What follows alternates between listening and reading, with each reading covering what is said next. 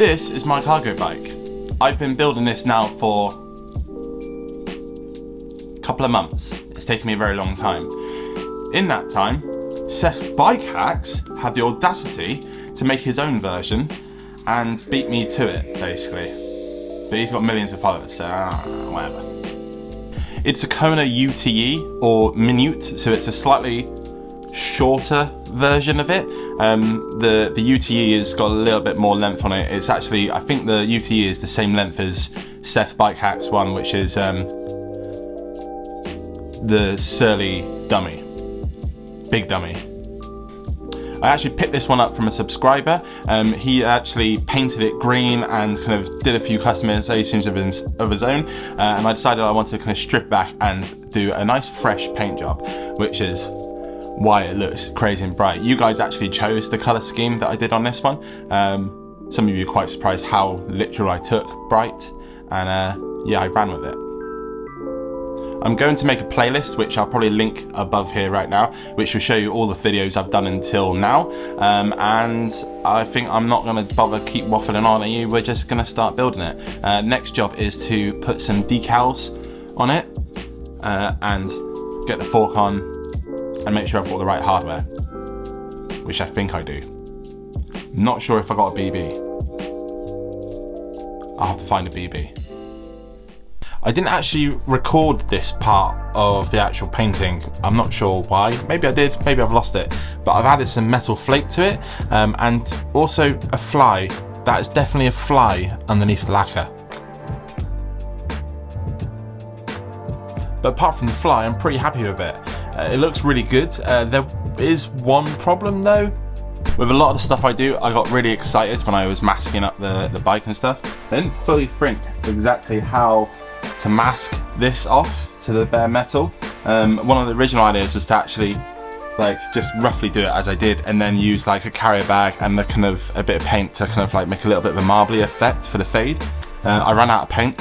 I forgot that I needed to save paint, and it's now really rough. But I did ask you guys in the video exactly what you would do, and several people, including my wife, very smart wife, decided this would be a good idea to just kind of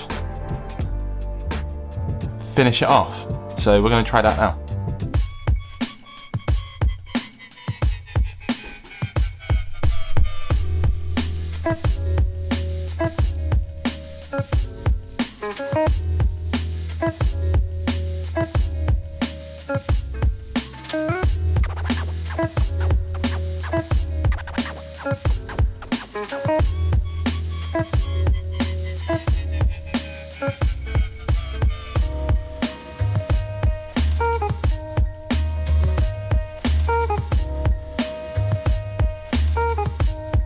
Because the bottom bar is more of an oval, I've had to basically, you saw I probably cut it and then change the angle slightly to make sure it went round the same sort of straightness. Like, I'm not mad about the way it looks. It's a lot more messy than I imagined it would be. But actually, I don't know, from that angle like that, that looks kind of cool. It's okay.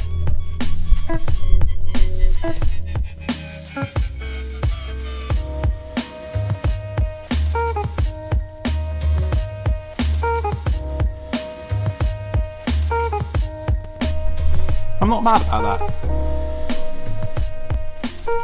That could have looked way worse.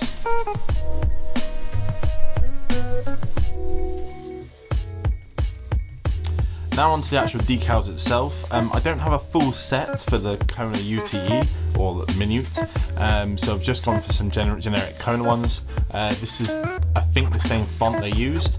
Make sure you look at the instructions, even if it's just a glance. All these decals are slightly different.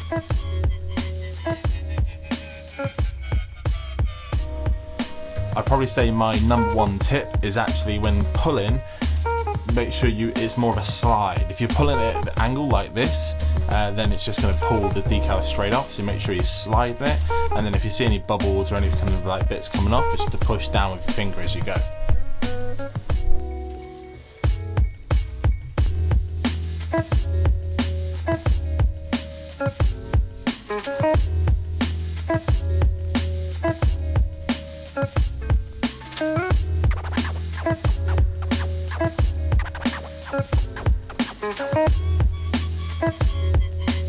The last thing I had to do before I could put parts on it was fill some of the holes. I like getting disc brake rotor bolts for kind of bottle cage bolts. This bike had quite a few because of on the rack and a few on the actual down tube and stuff. But I'd only use these if you just fill in the hole. If you actually want to mount stuff on it, use something a bit longer, a bit stronger and things like that. Okay, it's time to start putting some parts on, and time to use the first product from our new channel sponsor. I'm crazy excited to have this channel sponsor. If you haven't heard of these guys before, they are Juice Lubes, and they sent me a mad amount of stuff to try out. They're going to be supporting us for, and it is us. You know, this is your channel as well. But they're supporting us for the whole of 2024, and they will keep us stocked up with all the different products. I'm going to do probably a lot of stuff on my Instagram about individual products, but if you want to hear more about them, maybe I could do a full-fledged video talking through all the different products. So let me know what you want to kind of get out of this kind of partnership with these guys. But from now on, any grease and lubes and maintenance gear that we use is all going to be from Juice Lubes. So, like, I'm unbelievably grateful and unbelievably excited. It was honestly one of the best packages I've opened in a long time. So, thank you, Juice Lubes.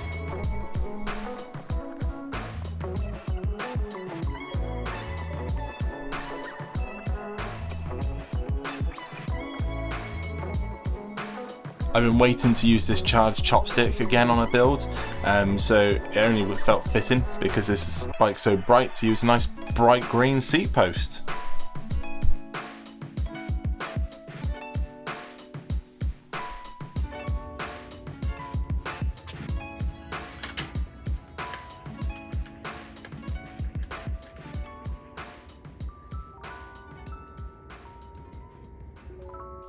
So this is where the build takes a little turn for the worst.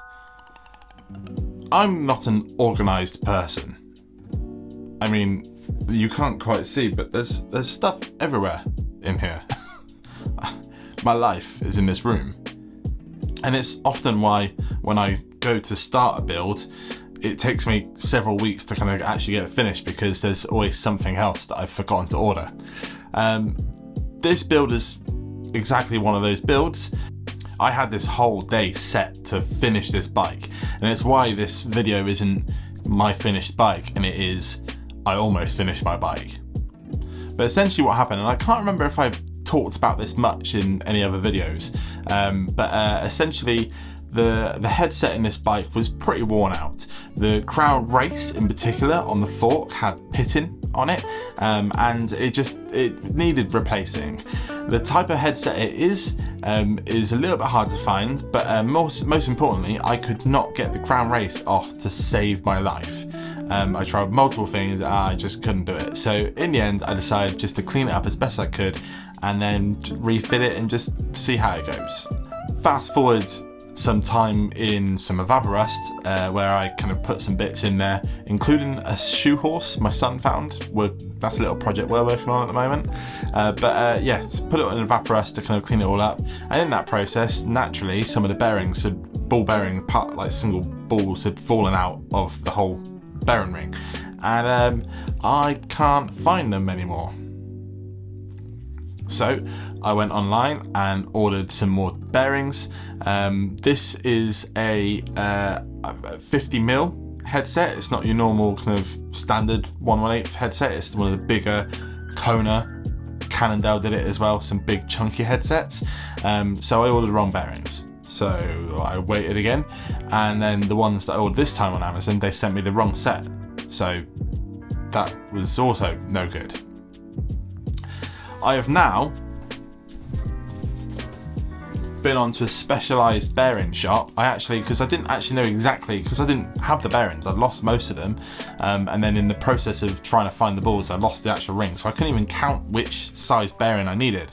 I went online to find what headset the bike originally had, and it was an FSA number 10, and on one of the websites I went on, I think it might have been Treads in the UK, it said it was a I can't remember the number. I'll put it on the screen here. This is the bearing that I needed. So I went on a bearing website and found some bearings. And now I can confirm that they fit in there nicely. This is the top cap, and it's rough. It's still not perfect. So, long story short, I now have the correct bearings, but it has been absolutely chucking it down for days. So it's been too wet to get into the garden to finish the build. If you know anything about me, you know I'm the backyard mechanic. You can buy the backyard mechanic stickers on saveoldbikes.com, including Save Old Bikes stickers and some other cool stickers. So you can just check that out too. But yeah, we haven't finished it yet. I'm pretty happy with the way that the decals have gone and the tape and everything like that, but we still need to sort the fork out. I have ordered a crown race removal tool, an actual specific tool to actually do it. So next cargo bike build, I'm gonna either use the bearings that I bought, which were only a few quid, so that's no big deal, or I'm gonna try and remove the crown race and just buy a whole new headset and go completely fresh. Like, the fork looks really good. I'm really happy with the paint. Don't want to replace the fork, and at the moment with the pitting and stuff, it's just always going to be a tiny bit of me which is just like meh. So I kind of think I should try and get the crown race off. What would you do in this circumstance? That's why I make lots of these videos, is kind of to get your input. So what would you do? Should I just deal with the pitting? I've got the bearings, or should I have the crown race tool on the way? The actual FSA number 10 headset replacement is about £14 roughly, so it's nothing. Should I just replace the whole headset? Let me know in the comments. And that's that really. It was not the outcome that I was hoping for this video. This was my kind of like finally get it built kind of video, and it's still not. But we are this close. Once you've helped me decide which option to choose, I'll build it in no time. But I did not waste that day. I did nearly complete another bike. I'm not going to tell you the whole, I'm not going to show you any of the footage really. I'll show you the frame. This is the frame that I'm building at the moment. It's a rally. I think I mentioned it in a video the other day actually. But yeah, I pretty much finished this entirely. But guess what? There was a part missing. I needed to buy a different cable, so I didn't finish it either. It was a really disappointing day. But if you want to see me build a bike from start to finish and actually see it working, this one here is a particularly good one. And also don't forget to subscribe to the channel, because you're going to want to see the cargo bike finish, surely. It's going to be better than Seth's bike hacks bike.